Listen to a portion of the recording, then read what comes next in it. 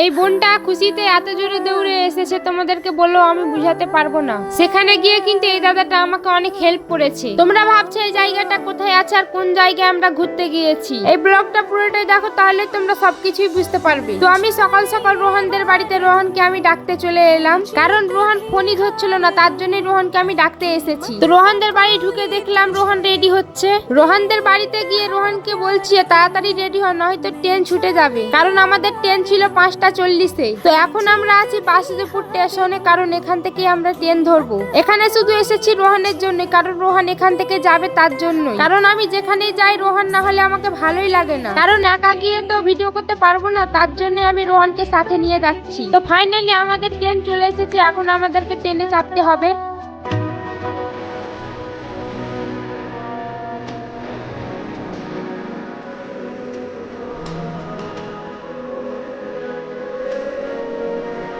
তো এখন আমরা ফারাক্কা এনটিপিসিতে আছি। তো দেখতে পাচ্ছ এখানকার লোকেশনটা এতই সুন্দর, তোমাদেরকে বলে বুঝাতে পারবো না। তো এখন আমরা ঝাড়খণ্ড তিলডাঙ্গা স্টেশনে আছি, কারণ আমাদের ট্রেনটা এখানে কিছুক্ষণ থেকে দাঁড়িয়ে আছে। তো ঝাড়খণ্ড থেকে এই ভিডিওটা আমার কে কে দেখছো কমেন্টে একটু জানিয়ে যাবে। তো দেখতে পাচ্ছ আমি এখানে ফ্রেশ হয়ে গেলাম, আর এতটা গরম পড়বে আমি ভাবতেও পারিনি, কারণ এখানে অনেক ধূপ, তোমাদেরকে বলো আমি বুঝাতে পারবো না। এখানে আসার পর আমি পাগল হয়ে গেছি, কি করব ভেবেই পাচ্ছি না। এত রোদ হবে আমি আগে ভাবতেই পারিনি। অনেকদিন আগে এসেছিলাম কিন্তু এতটা রোদ লাগেনি, আর এই ব্রিজটাই উঠতে আমার 30 মিনিট টাইম লেগেছে। ওপরে উঠতে এতটা কষ্ট হয় আমি তোমাদেরকে বলেও বুঝাতে পারবো না, কারণ যারা গিয়েছে তারাই জানে এখানে গিয়ে কত কষ্ট হয়। আমি যে জায়গাটায় এখন আছি সে জায়গাটার নাম হচ্ছে মতি ঝর্ণা। এটা মোবাইলে দেখতে অনেক সুন্দর লাগে, কিন্তু রিয়েলে অতটা সুন্দর নয়, কারণ এখানে ছেলেদের অতটা অসুবিধা হবে না, কারণ মেয়েদের একটু বেশি অসুবিধা হবে, কারণ এখানে যতটা ধূপ মেয়েরা সহ্য করতে পারবে না। আমি ওই জায়গাটা যাওয়ার পর ভাবছি এখানে এসে কি অনেক বড় ভুল করে দিয়েছি,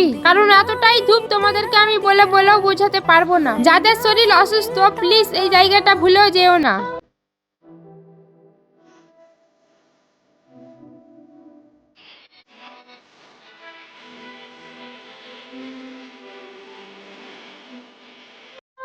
আর এই ভাইটা কিন্তু আমাদেরকে অনেক সাহায্য করেছে, কারণ এই ভাইটা আমাদেরকে সব জায়গায় ঘুরিয়েছে।